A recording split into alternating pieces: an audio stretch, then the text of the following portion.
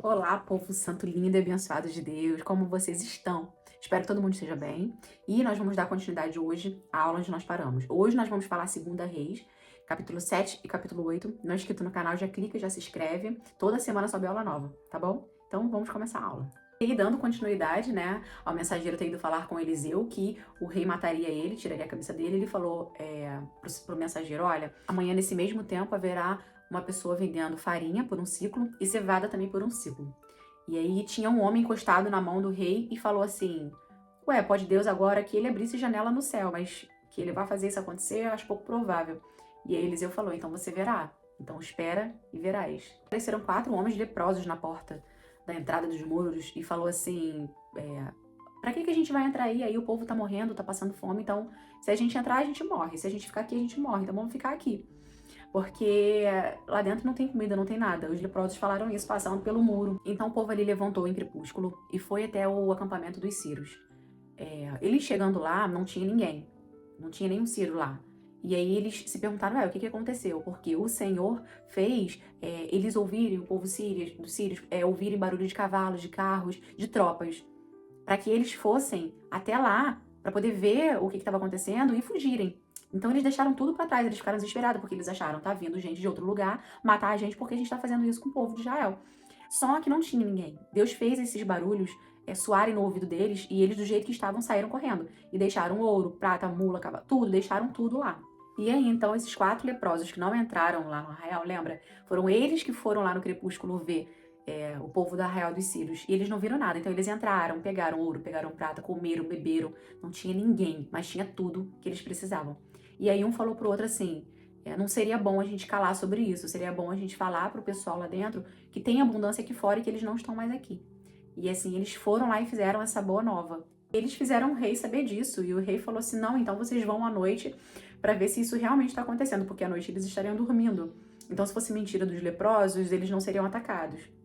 E aí os mensageiros foram na madrugada lá para ver o que tinha acontecido, e realmente, no meio do caminho, eles viram roupa, viram aviamentos, viam tudo, né? As joias, tudo caído no chão, porque eles saíram correndo às pressas, então ficou tudo pelo chão. Ele foi lá e realmente estava do jeito que os leprosos falaram. Então o povo foi lá saquear o arraial dos Círios, e chegando lá tinha, né, a porção de cevada e a porção de farinha, e eles trouxeram. E aquele homem que o rei estava encostado à mão, que disse que era impossível Deus fazer isso, que mesmo que tivesse janela no céu isso não aconteceria, ele estava na porta do arraial e o povo correndo desesperado atrás do alimento, pisoteou ele, atropelou ele e ele morreu. Então aconteceu conforme a palavra do Senhor. Tinha a farinha cevada e esse homem morreu porque ele foi incrédulo. E ele falou contra ao Senhor nosso Deus. E aí vocês lembram da Sunamita? Aquela que Eliseu ressuscitou o filho, que o filho vivificou, ele voltou à vida. Vocês lembram dela? Então, quando a fome começou, Eliseu falou para ela, vai, pega seu filho, pega seu marido das suas coisas e vai peregrinar em qualquer terra, em qualquer lugar, aonde você puderes, porque durante 7 anos vai ter fome na terra. E ele tinha avisado para ela poder sair de lá para que ela não sofresse por conta disso. E aí ouviu, né, ela, a voz de Eliseu, e pegou suas coisas e foi peregrinar. Ela foi pela terra dos filisteus, ficou lá por 7 anos. Então, passando os 7 anos, ela saiu lá da terra dos filisteus, voltou para sua terra e foi pedir ao rei que restituísse tudo que foi perdido, tudo que era dela que tinha lá, as terras, a casa, porque ela fechou tudo e pegou a família e algumas coisas dela e levou e foi embora. Ela meio que, quando a gente sai pra viajar, que a gente fecha a nossa casa toda e sai, só que ela ficou 7 anos fora. E aí, nisso que ela voltou para conversar com o rei, Geazi estava lá contando pro rei as histórias de Eliseu, as coisas que Deus fez através de Eliseu. E quando ele estava terminando de contar sobre a história da Sunamita, que ela não podia ter filho, Deus abriu a madre dela e Deus fez com que o filho dela morresse e ele vivificou. E contando a história da Sunamita, na hora ela entra na porta. E quando ela entra, o Geazi fala assim pro rei, meu senhor, é esta mulher que eu acabei de te contar a história.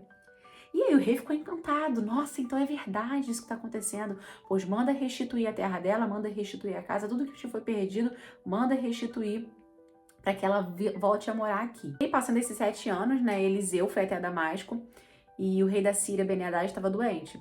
E aí um mensageiro foi falar para Ben-Hadad, olha, o homem de Deus está vindo aí. E ele falou assim, então pega uns presentes aqui, pega uns ciclos de ouro, dá para ele e pergunta para ele se eu vou sarar. E aí o homem perguntou para Eliseu se ele sararia. E aí Eliseu olhou nos olhos de Azael e falou para ele: você vai para ele e diz que certamente ele não sarará, certamente ele morrerás. Só que Eliseu, olhando nos olhos de Azael, firmemente ele começou a chorar. Ele começou a chorar muito. E aí Azael ficou olhando assim e falou: meu senhor, por que você está chorando? E aí Eliseu, olhando para ele chorando, falou: eu estou chorando porque Deus está me mostrando o que vai acontecer. Você será o novo rei de Israel, porque eu sei o mal que você vai fazer.